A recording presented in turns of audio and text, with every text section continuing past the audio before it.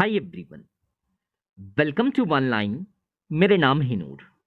Guys, आज के इस वीडियो में एसबीआई बैंक के सेविंग्स प्लस अकाउंट के बारे में कंप्लीट जानकारी दिया जाएगा। इस वीडियो में मैं आपको बताऊंगा एसबीआई बैंक की सेविंग्स प्लस अकाउंट क्या है।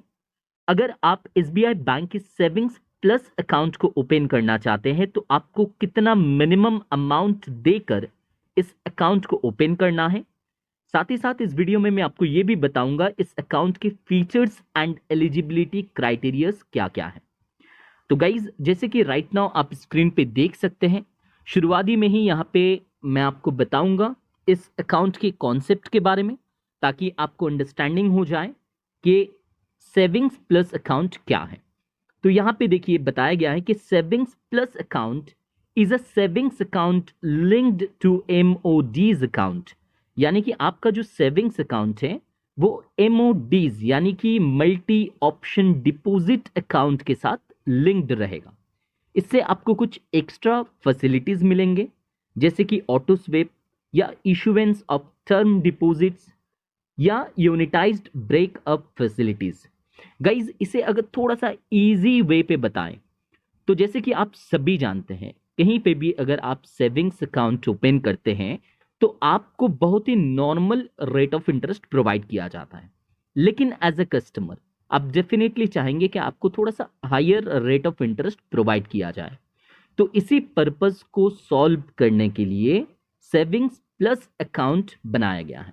सेविंग्स प्लस अकाउंट में ऐसा होगा कि आप जो भी अमाउंट डिपॉजिट कीजिएगा, एक सर्टेन अमाउंट बताया जाएगा बैंक के तहत कि आपको ये अमाउंट अगर आप मेंटेन कीजिएगा और इससे जो भी ज्यादा अमाउंट आपके अकाउंट में रह जाएगा वो हम क्या करेंगे, ट्रांसफर कर देंगे टर्म डिपॉजिट पे, जिसमें आपको रेट ऑफ इंटरेस्ट ज्यादा मिलेगा। इसे थोड़ा सा बेहतर समझने के लिए नेक्स्ट जो यहाँ पे लिखा हुआ है इसे थोड़ा सा समझ लेते हैं। देखिए यहाँ पे बताया गया कि any surplus funds retaining a minimum of ₹25,000 in savings bank will be transferred as term deposit with a minimum of ₹10,000 and in multiple of ₹1,000 at one instance। Guys, इसे समझिए। जैसे कि आप जानते हैं कि यहाँ पे बताया गया कि आपको ₹25,000 यानी कि 25,000 रुपया मिनिमम आपका अकाउंट में मेंटेन करना है। अगर आप इसे मेंटेन करके रखिएगा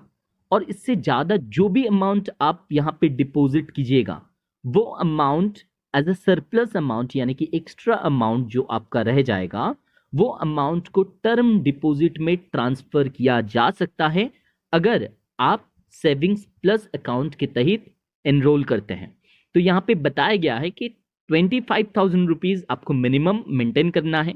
सेकंड कंडीशन यहाँ पे ये बताया गया कि सरप्लस यानी कि जो एक्स्ट्रा अमाउंट होगा, अगर एक्स्ट्रा अमाउंट ₹10,000 होगा तभी जाके ये अमाउंट ट्रांसफर हो सकता है, यानी कि ये 2 नंबर कंडीशन है। तो यहाँ पे इसे इजी तरीके से समझिए। अगर मान लीजिए आपका ₹35,000 यानी कि 35,000 रुपया आपका अकाउंट में है, तभी जाके ये दोनों कंडीशन फुलफिल हो रहा है। एक तो 25,000 रुपया यानी कि ₹25,000 जो कि आपका मिनिमम बैलेंस है, और ₹10,000 यानी कि 25,000 से लेकर शुरू करके 35,000 के अंदर ये जो ₹10,000 का जो सरप्लस अमाउंट हो रहा है, ये ₹10,000 अगर आपका हो जा रहा है मिनिमम अमाउंट, तब जाके ये ट्रांसफर हो सकता है आपका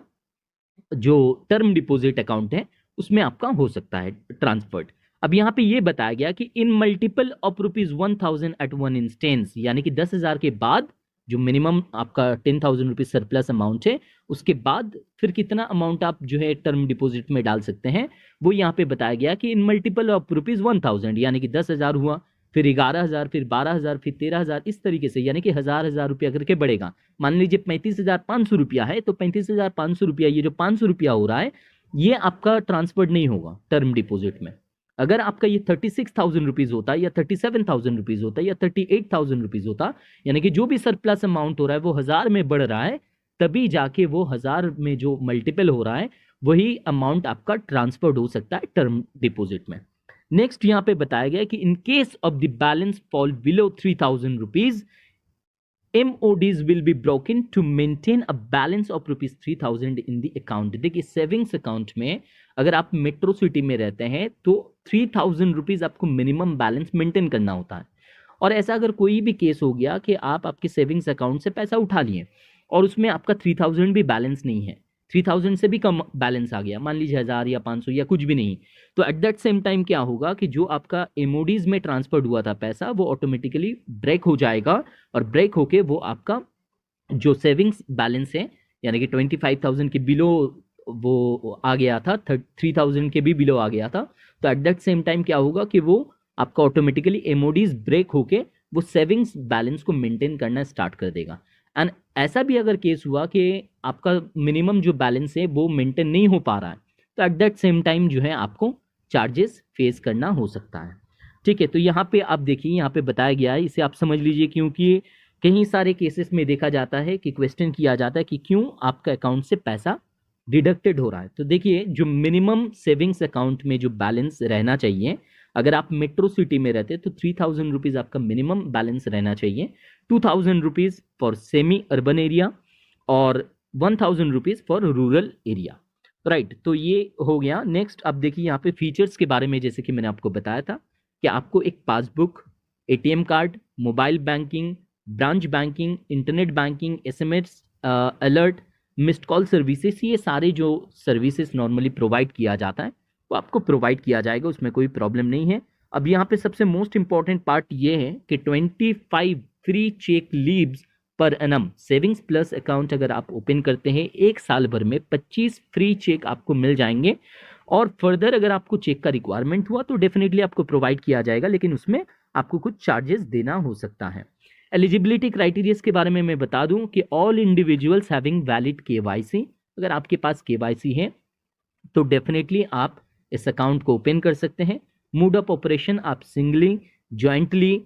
और आइदर और सर्वाइवर के तौर पे भी आप जो है इस अकाउंट को कंटिन्यू रख सकते हैं, फॉर्मर और सर्वाइवर, एनीवन और सर्वाइवर एटसेट्रा, इन सारे मूड में, यानी कि आप चाहे तो ज्वाइंटली भी या तो आप सिंगली, अगर आप ज्वाइंट हैं तो ज्वाइंट में कोई एक पर्टिकुलर पर्सन ऑपरेट कर सकता है या दोनों ही ऑपरेट कर सकता है या कोई एक भी उनमें से ऑपरेट कर सकता है। तो ये सारे जो हैं फैसिलिटीज़ यहाँ पे अवेलेबल हैं, जो कि मुझे कहीं सारे क्वेश्चंस किया जा रहा था इस बारे में वीडियो बनाने के लिए कि एसबीआई बैंक के जो ऑटो स्वीप के फैसिलिटीज़ हैं वो किस अकाउंट के तहत जो है इंट्रोड्यूस्ड किया गया है, उसे किस तरीके से जो है ऑपरेट करना है, इन सारी चीज़ों के बारे में एक वीडियो जो है बनाने के लिए कहीं टाइम तक जो है ये रिक्वेस्ट आ रहा था। एंड आई एम श्योर कि you liked this video guys, please subscribe this channel, और अगर आपके पास कोई भी क्वेश्चन है तो डेफिनेटली आप कमेंट करिए, उसके रिगार्डिंग जो है मैं डेफिनेटली कोशिश करूंगा एक वीडियो